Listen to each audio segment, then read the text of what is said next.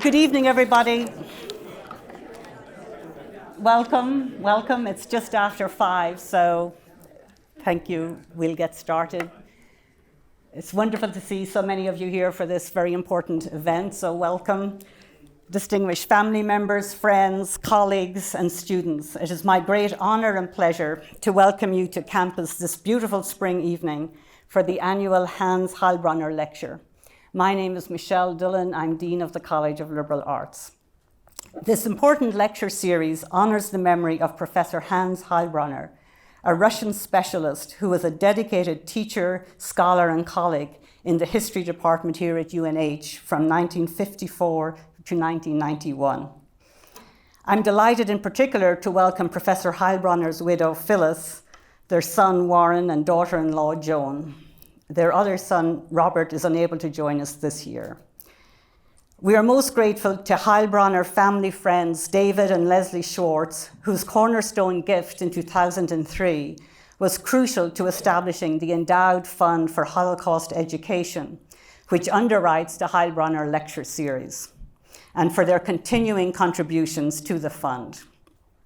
I also want to acknowledge the ongoing generous support that Dr. Robert and Cindy Shakin and Dan Mary Oshin provide to the fund. Though they are not present this evening, I want to recall the significant efforts of Professors Barbara and Jeffrey Diefendorf, and to affirm Jeff's intellectual leadership in envisioning and helping to establish the Heilbronner Lecture Series. Indeed, I'm very pleased to note that due to the commitment of UNH faculty, some now retired, as well as continuing and more recently hired colleagues, and to the thoughtful generosity of our alumni and friends, the college now has 4 separate Holocaust-related endowments, including the Werner Family Fund for Holocaust Education, established this year. All of these impactful gifts encourage faculty scholarship and also enable us to expand our curriculum and co-curriculum offerings, including study abroad opportunities, research internships, and community engagement. We are honored that this evening's distinguished lecture will be presented by Dr. Elissa Bemporad, Professor of History and the Ungar Chair in East European Jewish History and the Holocaust at Queen's College and the CUNY Graduate Center. Welcome, Professor Bemporad. Dr. Marla Bretschneider, Professor in the Department of Political Science and in the Department of Women's and Gender Studies, will introduce Dr. Bemporad. Before I hand over to Professor Bretschneider, I want to convey my appreciation to her and to Professor Kirk Dorsey, Chair of History, for their work in organizing this year's Hans Heilbronner Lecture. And I also want to thank Amanda Willett, Susan Dumays, and other staff in my office for their great help with this event. Thank you all for being here. And I do have an item to tell those of you who are invited to the reception. I hope you'll all join us. And the location has been changed. It's just down the hall here in room 330, right after the lecture. So I now ask Dr. Bretschneider to introduce Dr. Bemporad. Thank you very much. Thank you. Thank you. Yes. Oh, yeah, Matt. You have to. Thank you. Thank you, Dean Dillon. Oh. Thank you, Dean Dillon, and welcome to everybody. This is still difficult times in so many ways, and the overlap of Dr. Bemporad's talk with current events in Ukraine, we obviously did not plan that, but it is all too awful. We also, Kirk and I think Kirk, fantastic to work with, and all the funders, and Phyllis and her family, who, if I don't get to see them or speak to them in between the year, at least I know that I get to speak to them as we think about and do our work on the committee for this event, which is always a treasure. Thank you. And everyone in the dean's office. We, because of COVID, we didn't have it last year, and we usually have it in the fall, but we decided to hold it in the spring, hoping for better COVID times, and to come as close as our campus would allow us to come to participating in an international, what's called in Hebrew Yom HaShoah, in English, Holocaust Remembrance Day. So this is as close as it kind of works. at the University of New Hampshire. So please know that we're part of a larger series of remembrances and study.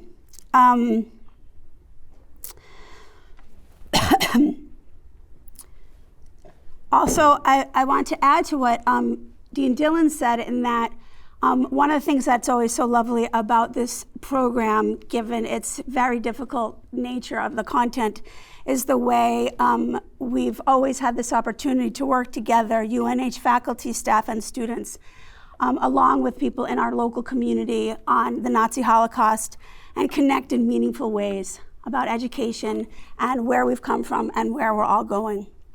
And so I am truly delighted.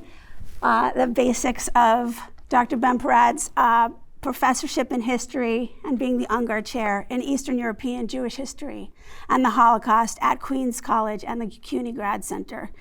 Today she's joining us to discuss, I'm so delighted about this, even though it's a very hard subject, women's experiences in the relationship between the pogroms, which she'll tell you more about, anti-Jewish massacres in their main area in Eastern Europe between 1818 and 1821, and the Holocaust. And looking at women's experience and also this field in general are actually very significant but very much understudied. And so Dr. Bemporad's work is really a leader in the field and helping to create and craft a new field. And we can talk about all that later.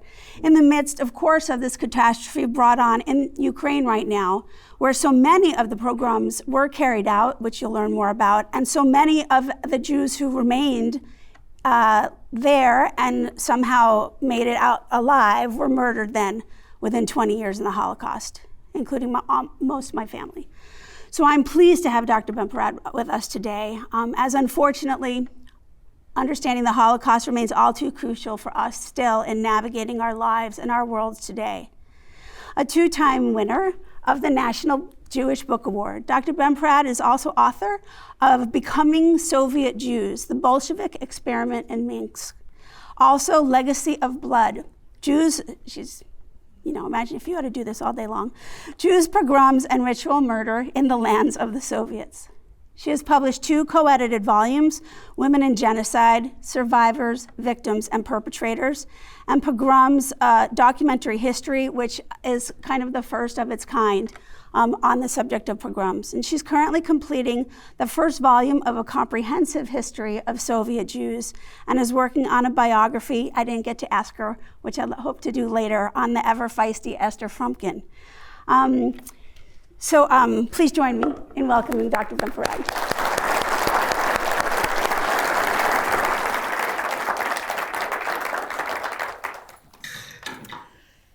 Thank you so much, Marla, for inviting me. Thank you all for being here. It is a true honor to deliver this lecture today.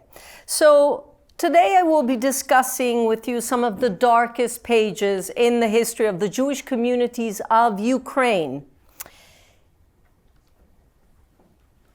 And this is the same region that is undergoing, as we speak right now, a horrific war of aggression carried out by the Russian Federation. The aim of this war, which has triggered the worst refugee crisis in Europe since World War II, with 4 million Ukrainians who have fled their country, with the displacement of 1 in 2 Ukrainian children.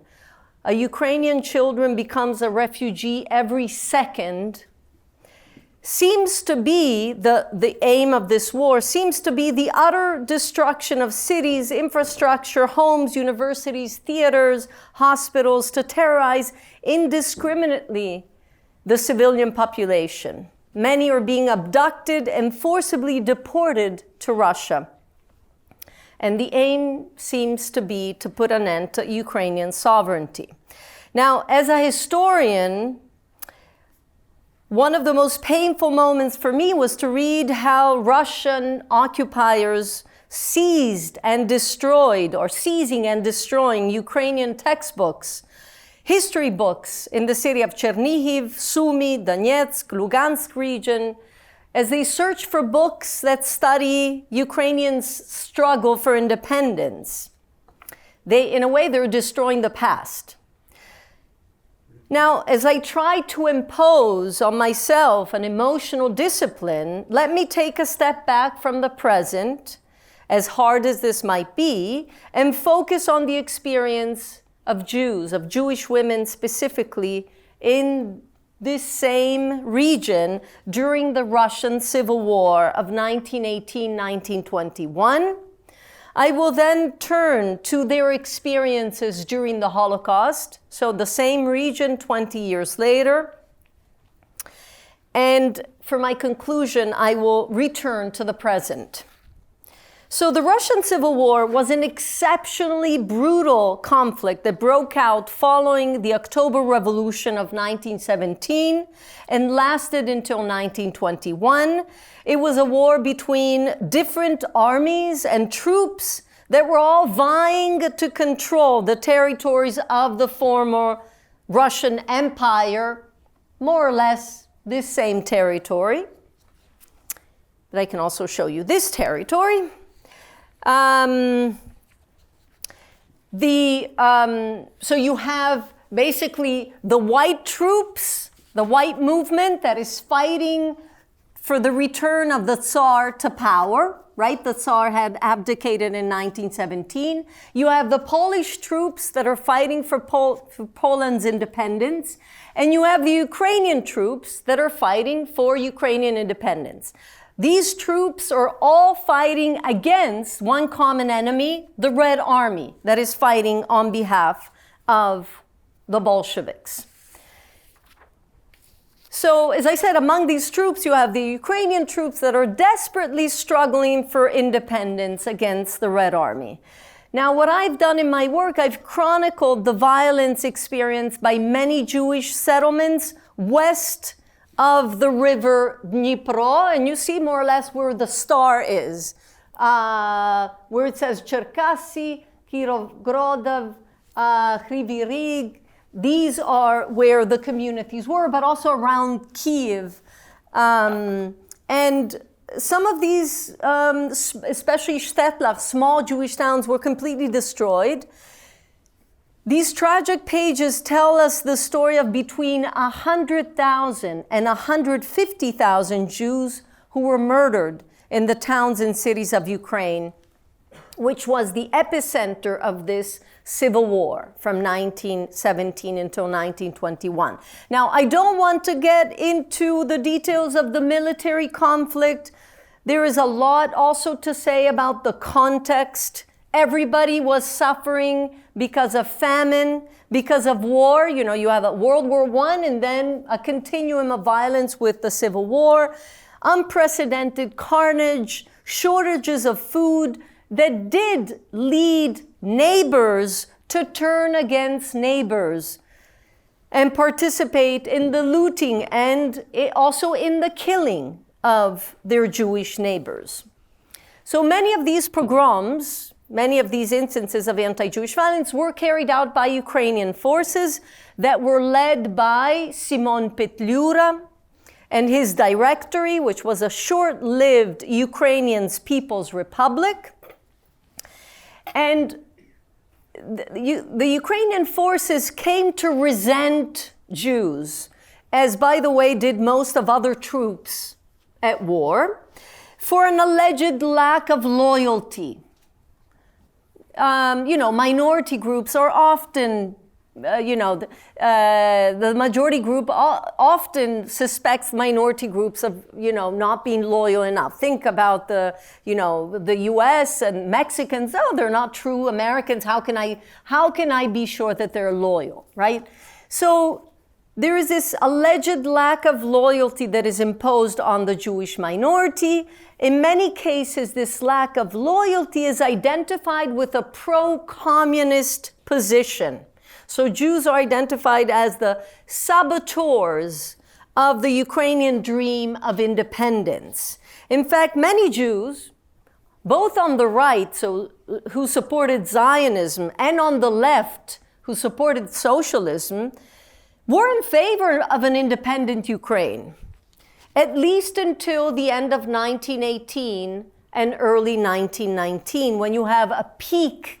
The anti-Jewish violence reaches its peak.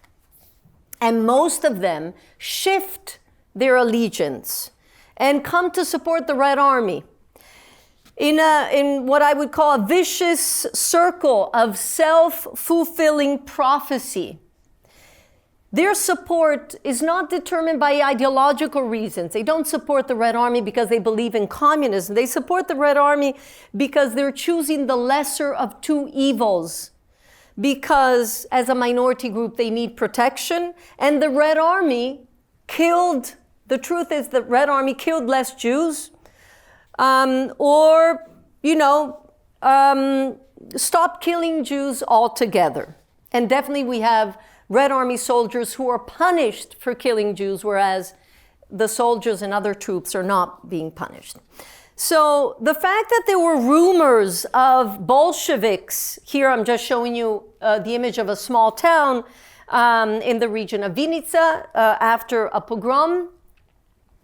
The fact that there were rumors of Bolsheviks being led by Jewish socialists. And in times of war, you often hear rumors, right? The fact that there were anti-Semitic stereotypes, right, that existed at the time. The fact, I'll come back to these quotes in a minute, the fact that Leon Trotsky, and you see here a propaganda poster, the fact that Leon Trotsky was of Jewish background, although he didn't identify it as a Jew, but he was of Jewish background, and he was also the founder and the leader of the Red Army. All this did not play in favor of the Jews, who came to be identified as a compromised political actor.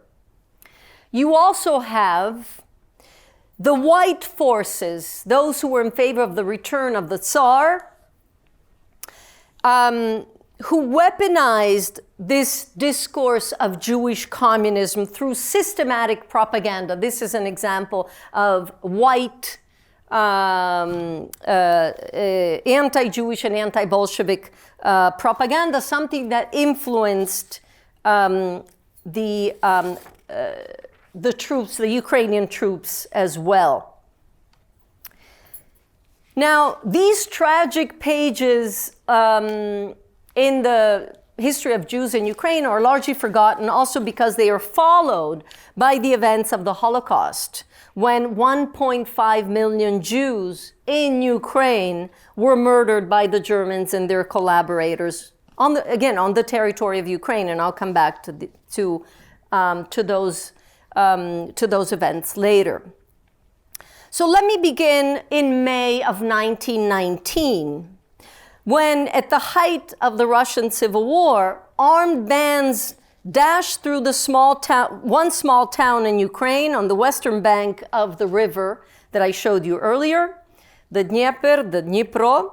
They were led by Ukrainian troops that were fighting against the Red Army, and together with peasant insurgents, they dashed through a small town with a Jewish population of approximately 800. And in the course of one day, they raped 100 Jewish women and girls. I'm also showing you some quotes here. I'm doing many things at the same time. These are quotes of witness accounts, how witnesses responded to these pogroms. The information about the rapes of these 100 Jewish women and girls was collected by the members of the Jewish Public Committee for Assisting Pogrom Victims. It's an organization that came into being at the time of the pogroms. And they gather data about the violence and they provide assistance to the victims. For each locality, and for each pogrom, the 8 workers compiled surveys with casualty figures, about material damage, the number of children orphaned in the violence, and also they have one entry in particular with the number of rapes. And this captures a defining feature of the Civil War pogroms, namely the pervasiveness of sexual violence against Jewish women and girls. Rape marked the female experience of the pogroms and produced long-term consequences for the Jewish community as a whole. So during the Civil War, sexual violence might have been as common as murder. Perhaps as many as 100,000 or 1 in 12 Jewish women and girls were raped in Ukraine alone, where the conflict, as I said, reached its peak in 1919. The information assembled by the aid workers reveals how the progressive intensification of violence was accompanied, as often happens in all conflict, by an ensuing rise in the number of rapes. In a small shtetl outside of Kiev, where 1,850 Jews lived before the war, more than 25 women were raped in June of 1919. 1 month later, during the second pogrom, 50 women were raped. And 1 month later, 2,000 women were raped in that same shtetl. So you see an escalation of sexual violence against Jewish women and girls.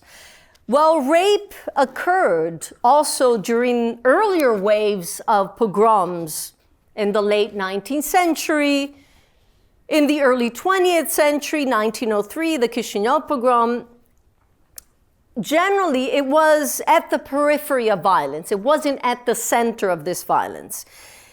Rape increased in frequency during World War I in the context of mass expulsions of minority populations that were branded by the Russian Imperial Army as dangerous enemy aliens, and I'm including here Poles also and ethnic Germans, so Polish women and ethnic German women, but Jewish women in particular.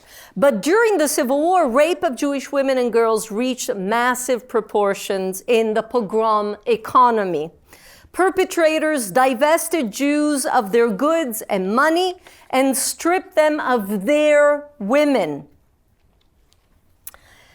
Rape became a form of plunder, especially in those impoverished communities in which, following multiple raids by different troops, no other form of ransom was available.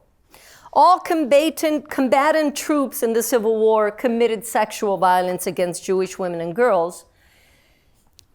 Anti-Bolshevik forces in particular employed rape as an instrument of war and ethnic cleansing to punish an imagined Jewish enemy that threatened the national aspirations of Russians, so the white movement that wanted, Imperial Russia to remain the same powerful Imperial Russia, the national aspirations of Poland, that was now an independent country, and the national aspirations of Ukrainians who were fighting for their independence. I'll come back to this in a minute. The public dimension of mass rape became a way to enforce the national political supremacy over the Jewish community and its alleged support of Bolshevism. Thus, sexual violence targeted Jewish men as well. As a way of degrading and chastising them, men were forced to witness the rape of daughters and wives. Women's bodies were turned into public spaces to eradicate the political pollution produced by the alleged Jewish Bolshevik group. Now, the allegation of Judeo-Bolshevism targeted Jewish men more than it did women. Anti-Semitism, as you can see from this image, but also from this image, here again you have Leon Trotsky depicted again as a devil who is causing death everywhere. Anti-Semitism, like racism, is often gendered, right? It is the male member of the group that is targeted that is usually depicted as evil. So the imagined politicized enemy group, which sabotaged through Bolshevism the national dream of independence of Poles, Ukrainians, and Russians, was highly gendered. acting on the widespread and partly true assumption that men were more likely to be the object of violence, many husbands and fathers fled as the invading troops approached, leaving behind wives and daughters. The assumption was that men are going to be killed, also because of this, of the propaganda that is so gendered, and men fled. There are instances in which more women than men were killed precisely because the men fled. I won't get into the details, but we have several instances in which more women than men were killed because the men had left the town. This is just a quote, that kind of captures my point about this self-fulfilling prophecy. We see that many Jews side with the Red Army because the Red Army is killing less Jews, which reinforces the accusation that they support communism, right? So it reinforces that deadly connection that, by the way, will play a major role also during World War II. We have medical records that doctors and midwives compiled in the aftermath of the violence, and that really give us a comprehensive picture of the scale of sexual violence. While they rarely mention the victims' names, they do provide information about age, marital status, social status, about the number of perpetrators who raped each victim, where the violence took place, as well also as statistics about illnesses, pregnancies, abortions, and suicides that followed the rape.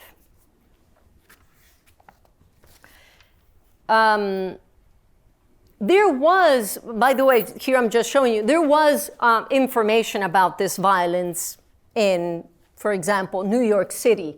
And here I'm showing you, some stores. You have it in Yiddish and in English. Some stores, in protest for the massacres, for the pogroms, closed. It's interesting that it's a woman. And I'll come back to this theme that embodies, in a way, the victimhood, right? The victim of this violence.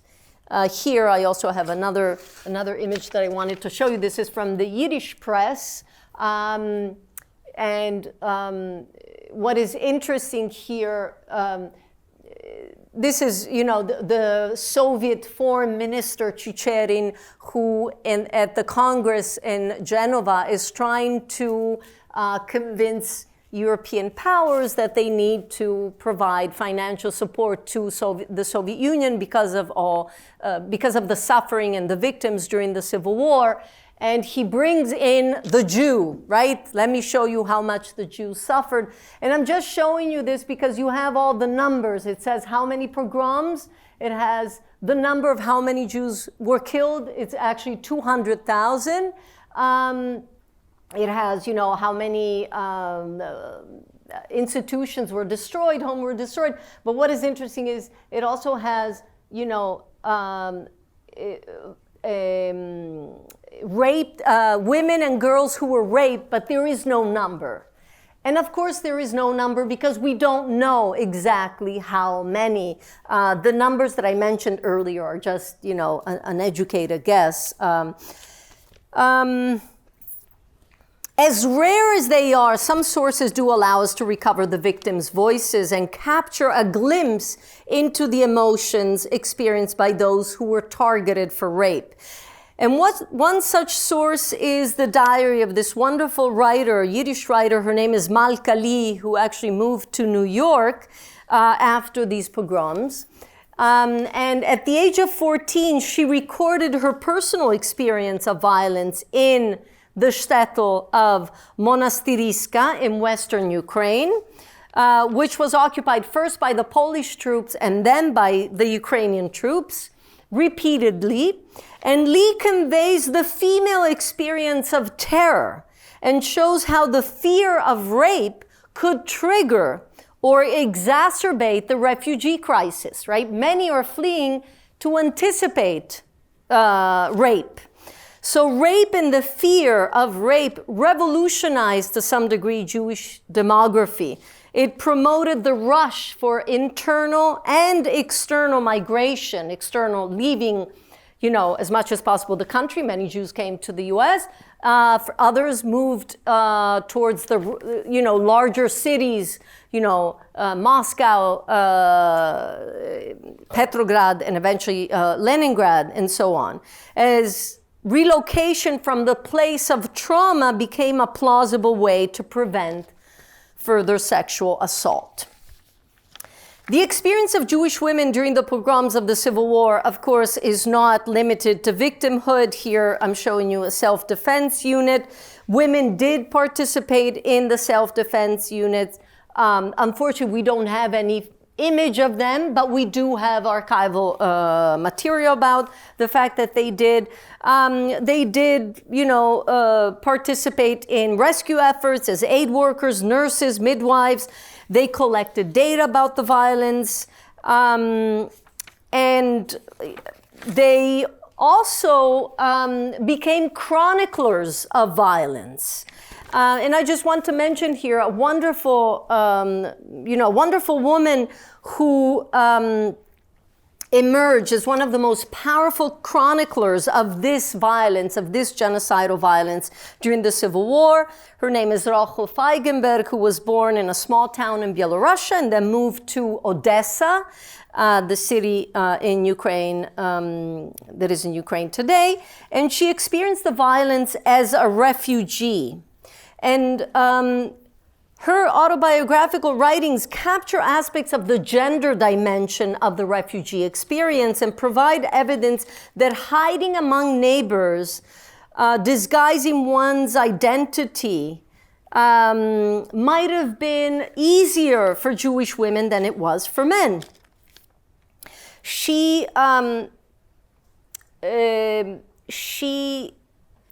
chronicled, and here I'm just showing you some of her writings from the archives. And this is the book that she published in Yiddish and then in Russian translation. She chronicled the destruction of some small towns that were literally wiped off the face of the map. Okay. I'm going to skip this part because I have a lot to cover still. So, the culmination of the darkness in the pages of Eastern European Jewish history came during World War II, when the Germans invaded the Soviet Union in what they refer to as a war of annihilation. With an estimate of 1.5 million Jews killed in Ukraine alone from 1941 until 1942, with thousands of Ukrainians who helped the Germans slaughter their Jewish neighbors, deceived by the German promise of independence. The Holocaust remains the most somber page in the history of the Jews in the region. In his 1943 account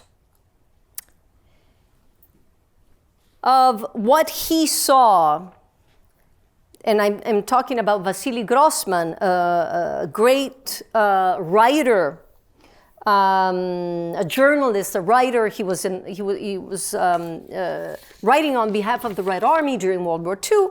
And in 1943, he wrote a very powerful account entitled, "There Are No More Jews in Ukraine."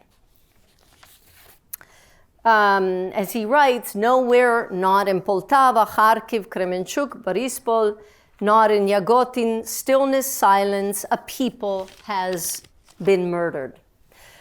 Most Jews living in Ukraine at the time of the war and who perished in the Holocaust did not experience the ghettos and were not killed in extermination camps. In the Soviet territories, most Jews were killed by the Einsatzgruppen, by killing squads. who together with soldiers of the Wehrmacht and police units were tasked with securing occupied territories as German forces advanced following the invasion of the Soviet Union in June 1941.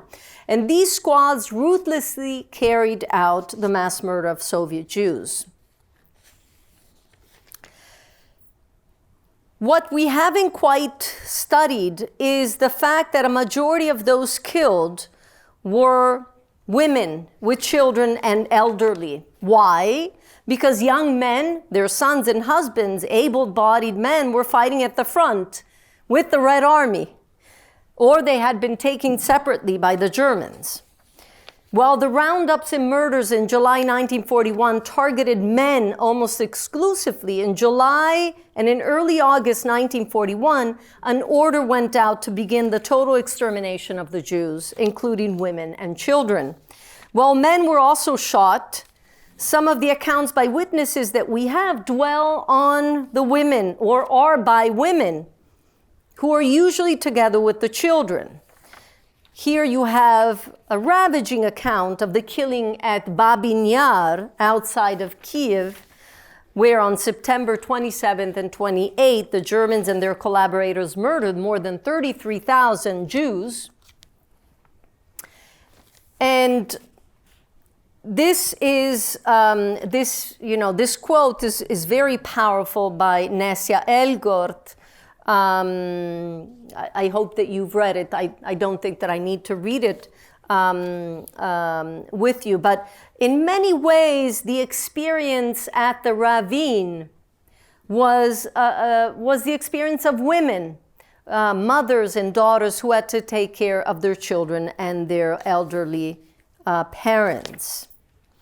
Another woman who was saved from death in Babi Yar was Yelena Borodiansky-Knish, who also survived Babin Yar, and you can also, in this case, you can, or who witnessed, what happened at Babi Yar, and you can, you can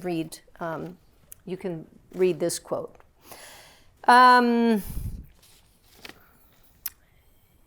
Again, the same, these are very, disturbing, but it's very important for us to read these words, and again, to remember that this experience, it's very hard to study this experience, but it's very important to discuss and to remember this experience. By the way, I just want to mention in parentheses, since we are talking about women, that we do have women who participated, German women who participated in the killing operations. This is based on the work of Wendy Lauer, who wrote this very powerful book, Hitler's Furies, where you have women. It wasn't very widespread, but there were cases of women who were actually mothers, but were convinced, were true believers, and killed Jewish mothers with their children. So it's a reminder that women too can become fascinated with the ideas of fascism or with any other murderous ideology. It is interesting to note that the accounts that we have that focus on the last moments in the lives of the victims, be it at the site of the mass shooting operations or at the extermination camps of Auschwitz, Birkenau, and Treblinka, try to capture or recreate the experience of the victim through the experience of women, through the female voice, as they use the suffering of Jewish women to capture the suffering and experience of all Jews. And here I'm going to go back to Vasily Grossman. I just showed you here Berdychev in Ukraine. This is a city where he was born. Here he is with his mother as a child, and his mother was killed in one of the mass graves in Berdychev. And again, he's a Soviet writer, a journalist, the most important correspondent of the Red Star, the most important publication of the Red Army. And he wrote a very powerful novel. I think it's one of the most powerful novels of the 20th century. It's called Life and Fate. where he discusses World War II, the Soviet totalitarian system, but also the Holocaust. And what is so powerful is that he tried to imagine the last moments in the gas chamber in Treblinka. No one has ever done it before. In Treblinka, 800,000 Jews were killed. Most of them are Polish Jews, but some of them were Ukrainian Jews, although a minority. And he uses the experience of a woman, a Jewish doctor in the Soviet Union by the name of Sophia Levington, who was a successful woman. She was a single woman. I mean, she had no children. And she was traveling from Moscow to Kiev in the summer of 1941. And there in the gas chamber, she meets a child, David, who had been taken by the Germans on his way from Moscow to Ukraine to be with his grandmother, and is arrested as the Germans invade the Soviet Union. And through their encounter, Vasily Grossman captures the destruction of the Jews, which takes place at the time, and it takes on the metaphor of a mother. He imagines death in a gas chamber through the experience of this Jewish woman. Should I read it together with you, or everybody read it? Okay, it's very, very powerful. And because of this, he was, by the way, his book was never published in the Soviet Union, also because of this. So gender determined one's experience of genocide, one's chance of survival, the timing of deportation, the typology of work assigned to the victim, the amount of food ration, for example. As I begin to approach the end of my talk today, I would like to dwell on the question of resistance very briefly. If we incorporate women's voices and experiences, we can widen, nuance, and reassess what we commonly mean by heroism and resistance, traditionally linked to the strictly military interpretation. We can move away from the restrictive notion of resistance as fighting, of resistance in its narrow arm manifestations. For example, the focus on the family strategy of survival, on the family as a resistance cell, allows us to include women in the discussion of resistance. But then, of course, Jewish women did participate in the underground movements and in the partisan warfare, especially, in Ukraine and in Belarus. In spite of the accounts by most Jewish male fighters in the ghettos or in the partisan movements, who focus on the uprising of Jewish men. Women did participate. Thousands of young women moved by the desire to take revenge against the perpetrators who killed their loved ones. But while women participated in the resistance, they were assigned specific roles. Not suspected of political transgression, women engaged in armed resistance as couriers, as emissaries between ghettos, in Ukraine as elsewhere. As one witness noted, the average life of a Jewish woman courier does not exceed a few months. It can be said that their lot was the most severe, their sacrifice the greatest, and their contributions the least recognized. They were overlooked and doomed. They neither held high rank nor received any great honors for their heroism. But it was thanks to them that resistance movements kept going and managed to operate, to exist, to coordinate their efforts. Because of the severe shortage of weapons, guns were usually given to young men only, who were sent out to the forest to join the partisans. This is what one young woman who joined the partisan movement pointed out, frustrated, and she captures the gendered experience. So where were women during the Holocaust, and how do their experiences compare and contrast with those of men? The experience in hiding was different. The experience in fighting was different. The experience in dying was different. As one survival, a doctor at Auschwitz noted, Gisela Perl, the hell was the same for men and women, but the horrors were different. I have focused primarily on anti-Jewish violence during the pogroms and the Holocaust, with a focus on Ukraine, the epicenter of both violences. It would, however, be an immeasurable distortion to reduce the history of the Jews in Ukraine to a narrative of pogroms, cum Holocaust, imposing on the region a teleological continuum of anti-Jewish violence. The towns and cities of Ukraine were far from being mere sites of destruction and suffering, but were most of the times places of coexistence, where Jews produced some of the greatest pages in the history of Eastern European Jewish life, achieving originality in the spheres of culture, religious life, politics, spanning from Hasidism, modern Hebrew poetry in Ukraine, modern Yiddish literature, socialist Zionism, and here I'm just showing you Golda Meir, who was born in Kiev. The names of the same towns and cities that constellate the Eastern European Jewish past have been resounding consistently in the media since February 24th, 2022, when Russia launched its full-scale invasion of Ukraine.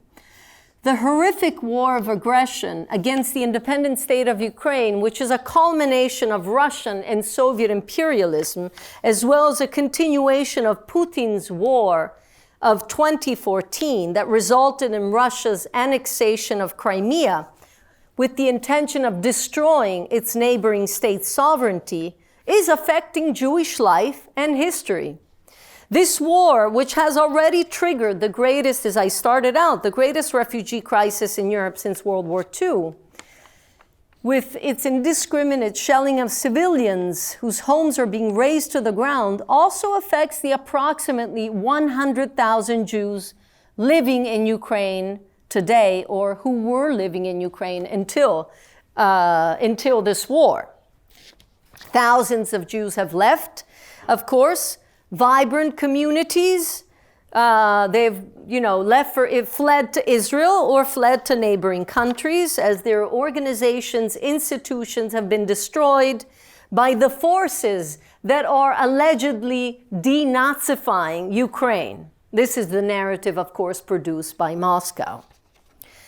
When reading accounts about Ukrainians taking refuge together with Jews in a mikvah in Uman, or Hasidic Jews who take up arms to defend their country today against the invader alongside Ukrainian soldiers, one might be tempted to explain all this by suggesting the existence of a common enemy, which can kind of discard pre-existing tensions and cement the wounds of the past. But the truth is that following the collapse of the Soviet Union, Ukraine has not only become the most democratic state in the post-Soviet landscape outside of the Baltic states, but it has also witnessed a new chapter in Jewish history, reminding us that history evolves and should not always be written through the specter of the violence of the past. The peak of this evolution, of course, of the past 30 years has been the democratic election of a Jewish president, Volodymyr Zelensky, who in 2019 won with an overwhelming majority of nearly 73% of the votes, something that is impossible, I would say, in any other country in Eurasia. We cannot imagine something like that happening in Hungary, in Poland, in Lithuania, and whose Jewishness was never instrumentalized by his political opponents in Ukraine. No party ever said, oh, you can't trust him. He's a Jew, right? Can you really trust his loyalty to Ukraine? That has never happened. The only ones who instrumentalize his Jewishness are Putin and Lukashenko in Belarus, his puppet. Zelensky not only passed a law against anti-Semitism, which was approved by the Ukrainian parliament in the fall of 2021. So Ukraine is one of the only countries in Eastern Europe that has a law against anti-Semitism. But he also dedicated the Ukrainian government's support to fund a memorial complex at Babyn Yar. And, remember the voices of the victims of Babyn Yar that I just showed you, the site of the single largest massacre in the history of the Holocaust, a site that was neglected and abused for decades under the Soviets, and which, of course, has recently been damaged by the Russians in their indiscriminate shelling and in their attempt to denazify Ukraine. Well, anti-Semitism does exist in Ukraine today. I would say that all things considered, life might be more dangerous for Jews in American cities than Ukrainian ones. I visited Ukraine many times over the course of 20 years to conduct archival research and to teach, and have come to appreciate these changes by engaging with the wonderful scholarly communities of students in Kiev and Lviv who study the Holocaust and who are not Jewish. History is not destiny. Siding with Ukraine today does not entail in any way dismissing or forgetting the dark pages of anti-Jewish violence in the region that I just described in detail to you. It is not about forgetting. It is rather a reminder that we can start turning those pages and writing new ones in the book of the Jews of Ukraine. Thank you.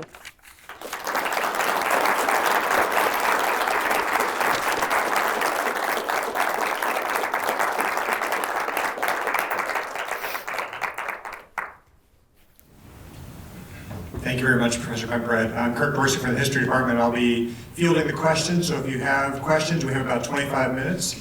If somebody does need to leave early, there's a door in the back if it's more convenient to go out through the back. And if you need to leave, that would be a great time, but then we'll turn it over to questions. So who, there are a few people who might be trying to head out. I'll give a second. Feel free to use the back floor and the side over here. And who wants to start us off? Question? Quick question? Where did you say Grossman's mother died at? Berdychev, in the city of Berdychev, which is in central Ukraine. When was this? This is in 1942. 1942, when approximately 20,000 Jews were killed in the mass shooting operation. I know many of our students have other obligations. I'll give you a chance to move on out. That person back here.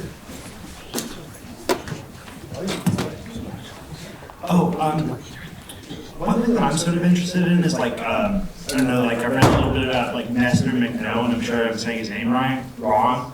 How is it that some people like Nestor McNone would kind of get these sort of anti-Semitic, sort of world working class Ukrainians would kind of develop an anti-Semitic ideology, and then other people would kind of develop a more anti-Semitic ideology? That's an excellent question, and I mean it's very hard. It's very hard to pinpoint when and how these different groups and these insurgent members of insurgent armies embraced anti-Semitism or maybe rejected anti-Semitism. In many cases, for example, if we think about the Ukrainian troops led by Petlura, Petlura did eventually condemn pogroms, but he did it ex post facto. He did it after many of the pogroms had, took place. And it seems like he exploited the pogroms because many people, many soldiers or people who supported the troops were,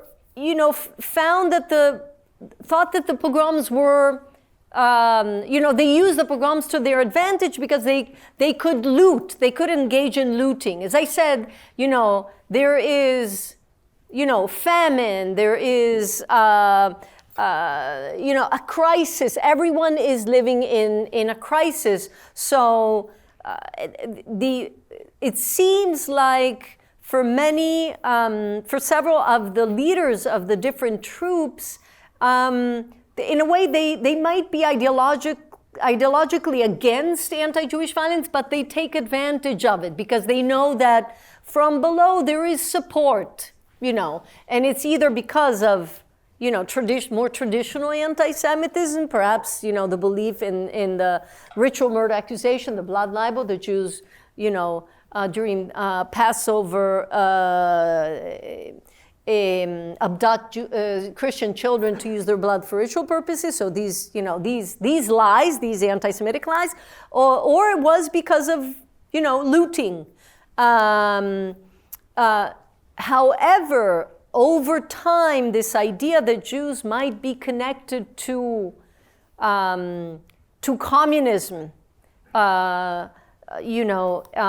convinces more and more people, especially after Lenin himself, the leader of Soviet power, deems anti-Semitism illegal in 1919, which had never happened before in this territory. So that reinforces this vicious circle. But that's a very good question that you ask. Hi, thank you so much for that talk. So in medieval studies, or kind of medievalist, there's been some conversations about Jewish women and what Adrian Boyarin has called a polemics of similarity. So that in some ways, Jewish women, because they're less distinguishable than Jewish men, they're not circumcised, they don't have beards, they're more easily kind of permeable into Christian society, and Christians are finding it harder to kind of pin them down. So that in the medieval anti-Judaism, we see some anxieties about women being, kind of similar to us, not being easily marked out as Jews. And I was wondering if you see any of that in either the Pogroms or in the Holocaust texts, where some of these women are kind of passing into Gentile society more easily, or there's anxieties coming out that they are, that Jewish women can kind of permeate into Christian or Gentile society. That's a very interesting comment comment. I would say that at the root of modern anti-Semitism, there is that anxiety about not only about this powerful Jewish male who is also a potential rapist, right? He's a threat to the other, to the majority group, to the other race. So there's this sexual dimension.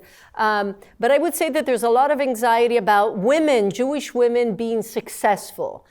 Because especially in Eastern Europe, Jewish women compared to non-Jewish women, so Ukrainian, Belarusian women, have more tools to, are more prepared to modernize. They're more literate, and they are an urban population. So when you have these modern, organizations, institutions, movements that come into being, it's Jewish women who participate. And this triggers anxiety, and this triggers anti-Semitism. The other point that I can make is that, Jewish women did take advantage of precisely of what you said. They don't have that body marker, right? They're not circumcised. So very often, they would dye their hair. Especially in the ghettos, we have accounts about the ghettos. In Ukraine, it's less because most of them are killed, with mass shooting operations, not in the ghetto, but they would leave the ghetto, go to the other side, and smuggle inside the ghetto food, or and they could also hide into the area inside. The other thing, very often Jewish women in more traditional Jewish families, it was the Jewish women knew the non-Jewish language, so they spoke Polish better than Jewish men who were more kind of traditional religious, and they were educated in Hebrew and Jewish traditional texts. That applies much less to what I have described, the Ukrainian context, where you don't have religion. I mean, especially during the Holocaust, the Soviets have uprooted religion. So, there is that traditional Jew that existed before no longer exists. So I've touched upon some points, but that's a very good question.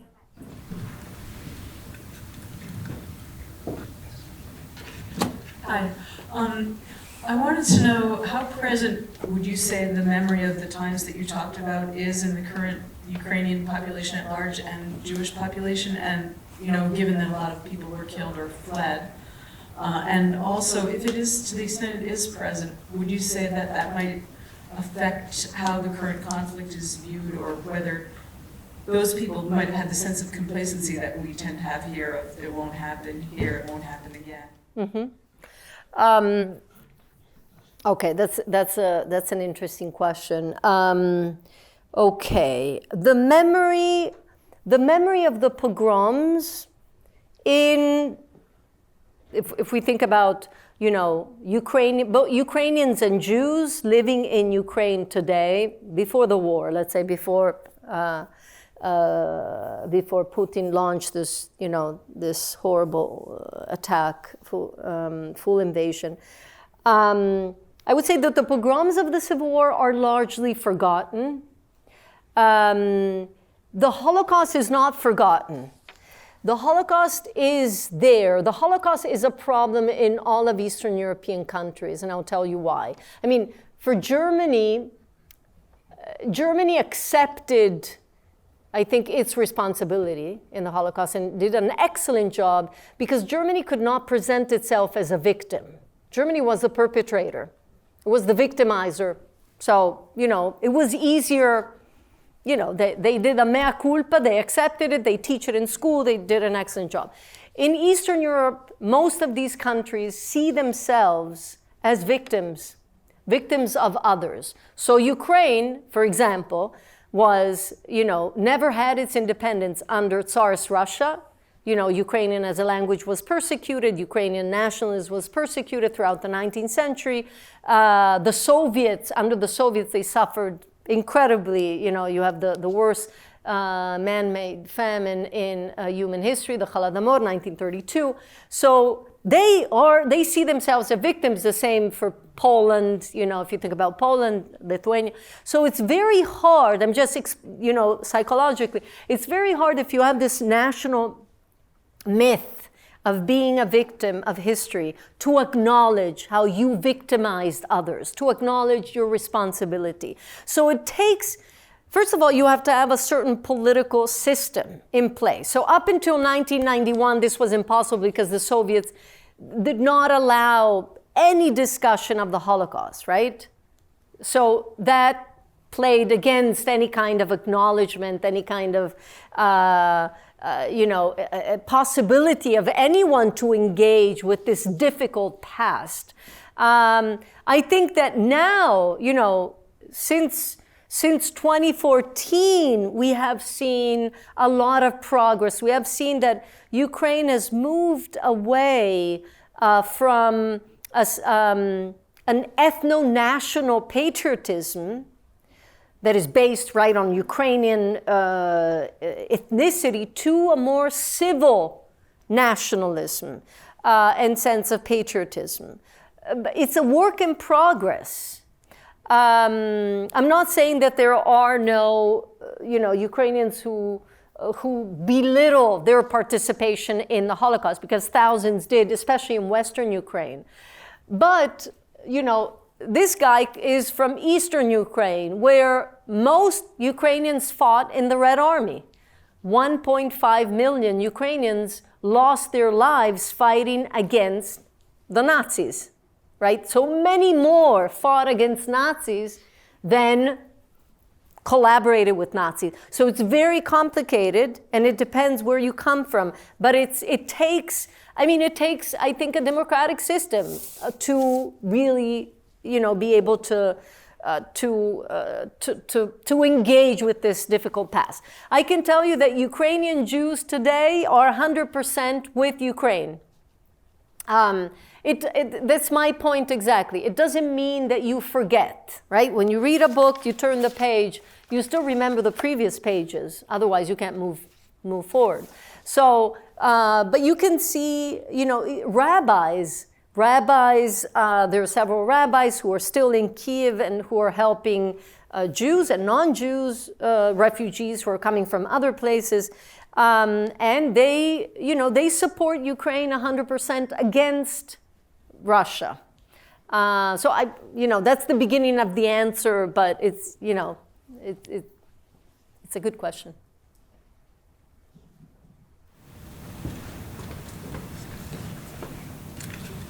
How do you think that like the pogroms and the link between communism and Jews in Ukraine kind of like affect Jewish society and Jewish women today? So I would say in Ukraine itself, I can't tell you how if and how widespread this allegation is today, that Jews, might have supported communism more than other groups. So I can't give you a good answer about that. Certainly, in terms of memories of the 1930s and memories of the war, there has to be a sense, a resentment towards some Jews who sided with the communists. I mean, after all, one of the closest, political leader and closest advisor and ally of Stalin was Lazar Kaganovich, who was a Ukrainian Jew. And, when the Holodomor took place, when this famine took place, and Stalin is exporting grain to Europe while at least 4 million Ukrainians are dying of starvation, there were Jews in positions of responsibility. And so, it's easier if you are Ukrainian to remember the Jews who were in positions of power as opposed to the Ukrainians who were in positions of power, right? It's easier to blame the other for the suffering of your own. So I can't tell you how widespread that accusation is today. I should find out. I mean, I'm sure that there are some, more recent sociological and maybe even ethnographic studies that have been done to kind of get a sense of how widespread this accusation is, for example, in the Ukrainian villages. But I would say that in the cities and among the more urban population, it's not very widespread today. Actually, I have a question as a person holding the microphone. During the Soviet era, how did historians treat the pre-Holocaust anti-Semitic violence? Were there ideological reasons for covering that up or emphasizing it in particular ways? So the particular violence you were talking about today before the Holocaust, how did the Soviet historians and Soviet authorities talk about that? So that's an interesting question, and I've studied that in my book. I would say that there is an ambivalence. In the early years after these pogroms, so in the early 1920s, there is an acknowledgement of the fact that the Jewish civilian population was singled out by this violence. But as we move towards the end of the 1920s and we move into the 1930s, there is a Soviet tendency to universalize the victim. So it's not Jews who were killed.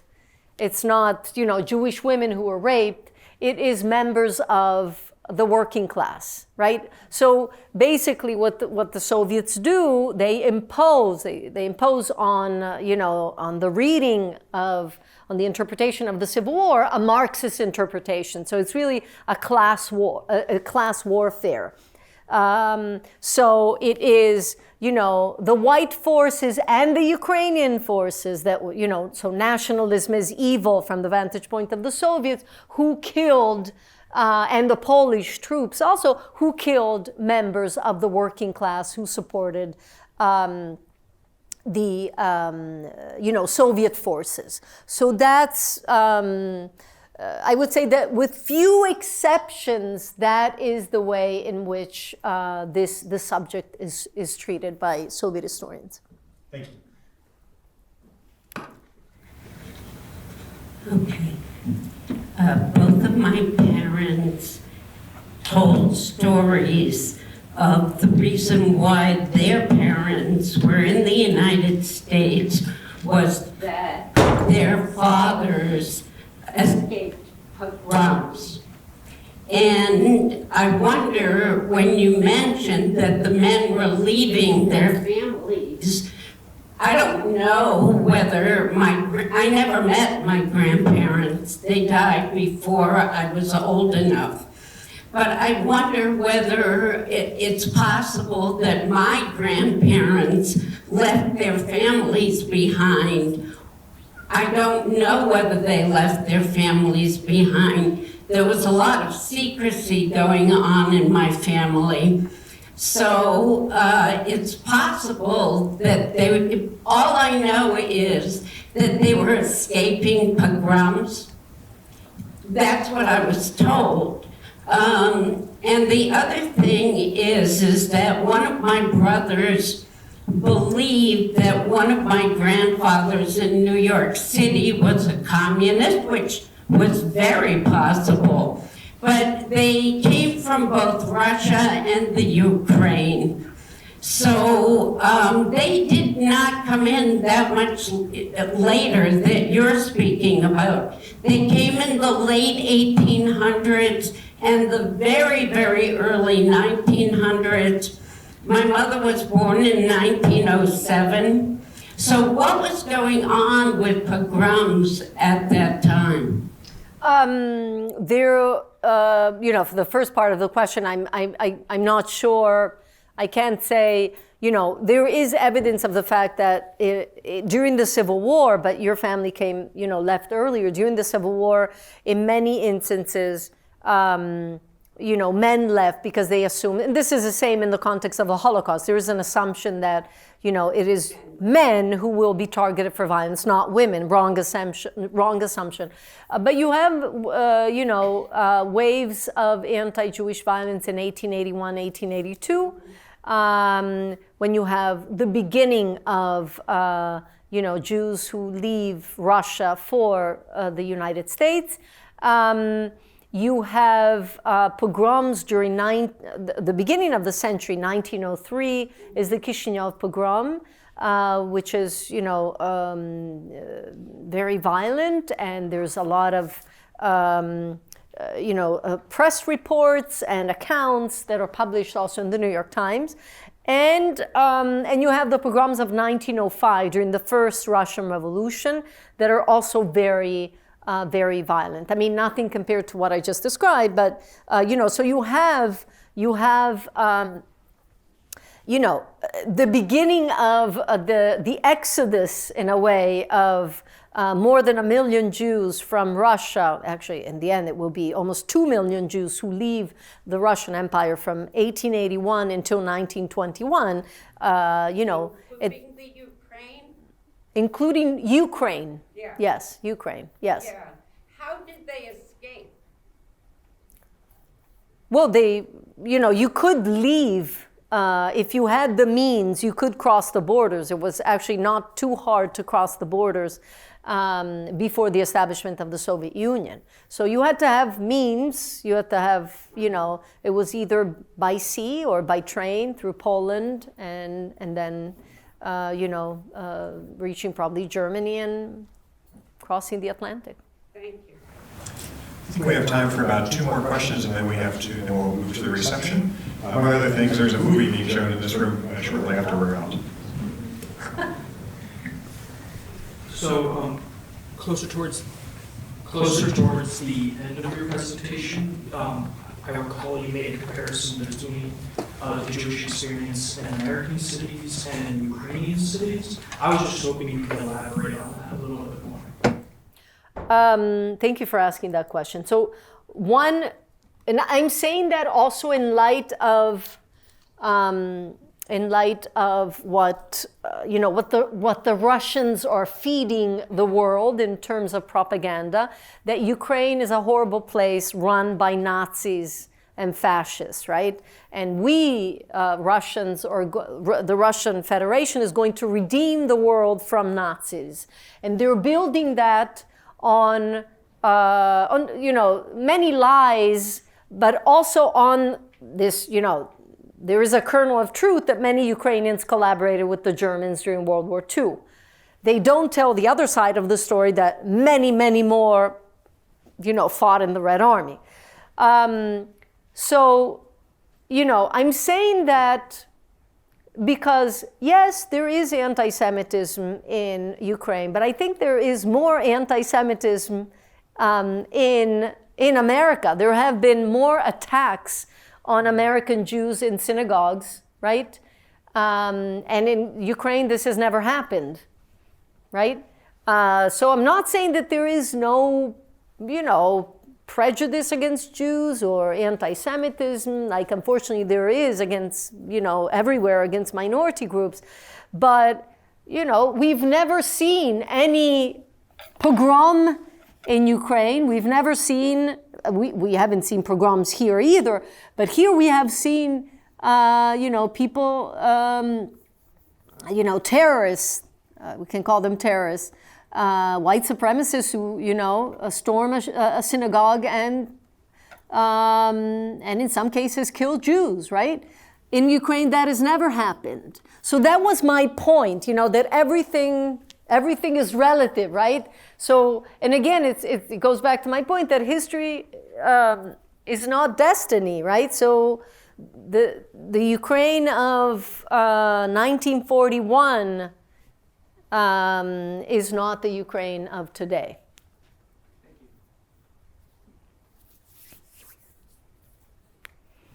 Any last questions, or should we give our speaker our thanks? Thank you very much.